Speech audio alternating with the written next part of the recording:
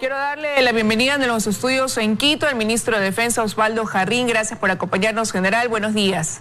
Muy buenos días.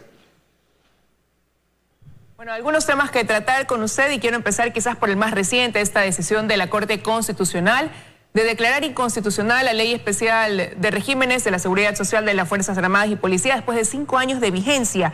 ¿Cómo evalúan ustedes esta decisión de la Corte? En primer lugar, la inconstitucionalidad de la mal llamada Ley de Fortalecimiento de Seguridad Social de las Fuerzas Armadas, para nosotros es un gran logro que se debe fundamentalmente a la solicitud presentada por algunos oficiales a título personal, estando en servicio activo, pero también del personal de tropa y también en forma básica, definitiva, en las últimas épocas de las organizaciones de militares en servicio pasivo. De tal manera que esta inconstitucionalidad lo que está en primer lugar reconociendo es la autonomía y el régimen especial de la Ley de Seguridad Social de las Fuerzas Armadas y de la Policía. Esto significa que únicamente en cuanto al régimen especial se está ratificando lo que ya se discutió en el mes de abril del año pasado, cuando se discutía en la Asamblea Nacional la Ley Orgánica de Ordenamiento de las Finanzas Públicas. Y el ministro de Defensa, obviamente, se presentó al segundo debate para defender la autonomía y el régimen especial que fue aceptado. Esto significa que no se pueden topar los dineros del ISFA, la planificación, la programación, las inversiones, y le da facultades para que se establezcan todos los trabajos que tienen que ser relacionados con la seguridad social de las Fuerzas Armadas. En segundo lugar, también hay que reconocer que es importante en la ley que se está en este momento estableciendo mediante una amplia resolución y sentencia de la Corte Constitucional, establece dos aspectos fundamentales. En primer lugar, en el plazo de 6 meses, establecer una transición.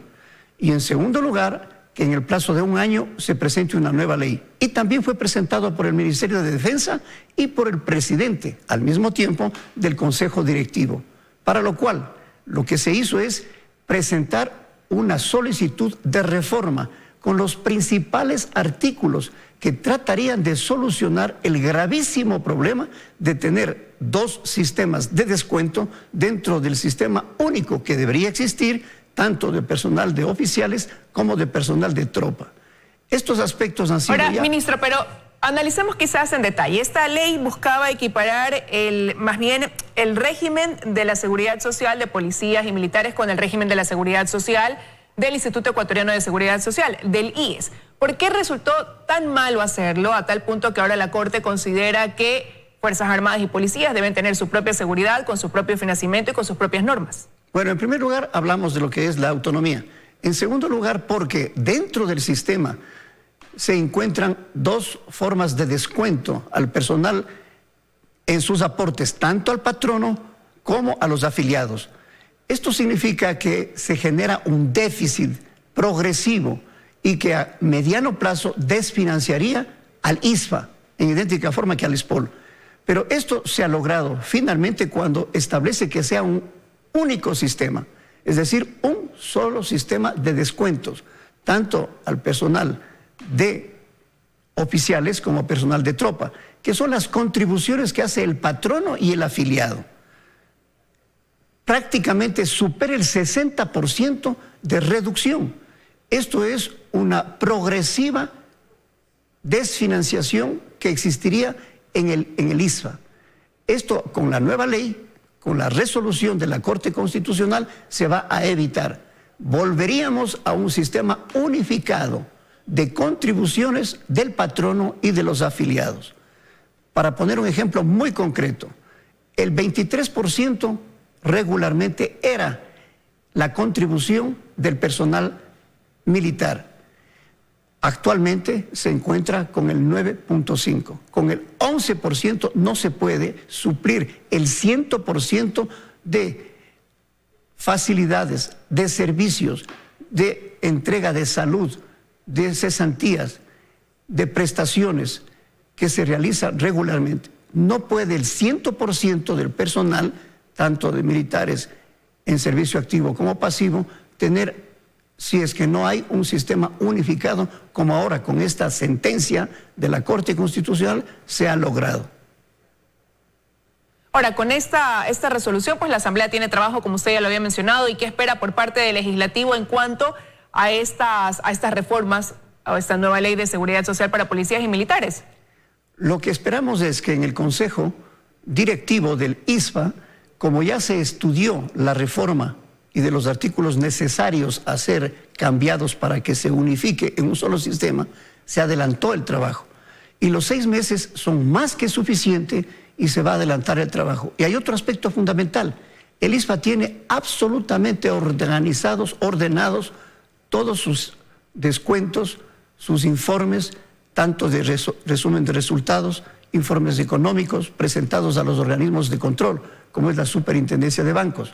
Si es que estamos absolutamente ordenados, organizados, es más fácil establecer la previsión de un nuevo sistema unificado que beneficie y favorezca a todos por igual.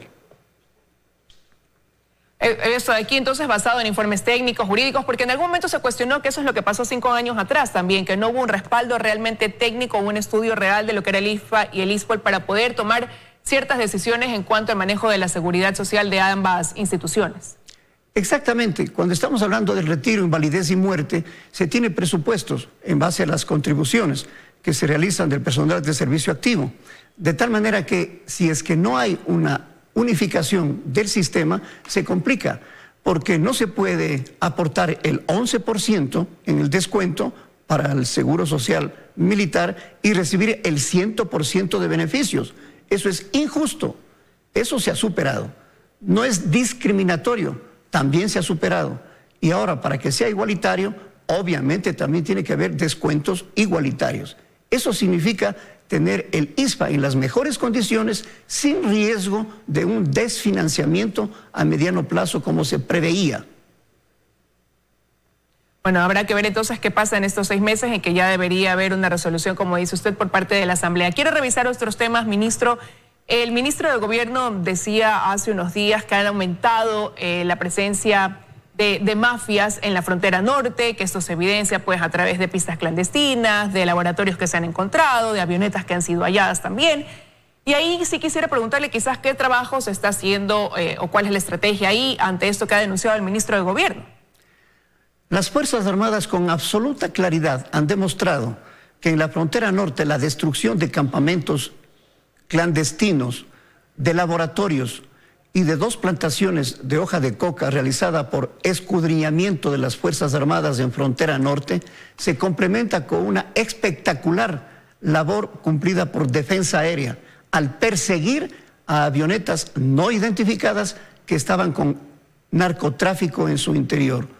Fueron perseguidas por Defensa Aérea al activar el sistema de reacción inmediata para obligarles a aterrizar. Una se accidentó en Esmeraldas y la otra fue en la provincia del Guayas, en Santa Elena, se tuvo un aterrizaje y que poseía droga en su interior. Eso es el trabajo de la Fuerza Aérea, Defensa Aérea. Y con la Marina también hemos tenido 28 pescadores involucrados en el narcotráfico que pues fueron puestos a órdenes de las autoridades. Ellos estaban participando de un transporte de droga en 8 fibras arrastradas por un buque de mayor consideración. Esto demuestra que Ejército, Fuerza Aérea y Marina trabajan en una forma coordinada.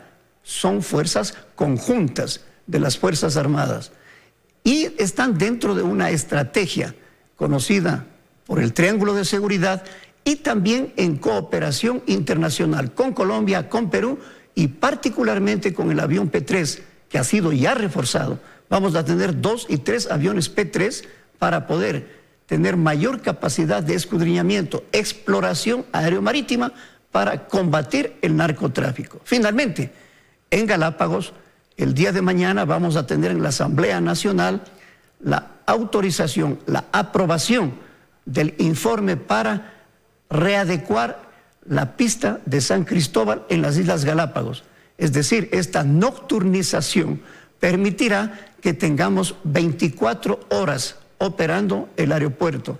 de tal manera que puedan la Capitanía de Puerto, que existe a cargo de la Fuerza Naval en San Cristóbal, en coordinación con las otras fuerzas, el P3, y digo otras fuerzas por las Fuerzas Armadas, como es Defensa Aérea, puedan tener un mayor y más amplio espectro para la patrullaje, la investigación aeromarítima y poder cubrir todo lo que corresponde al mar territorial.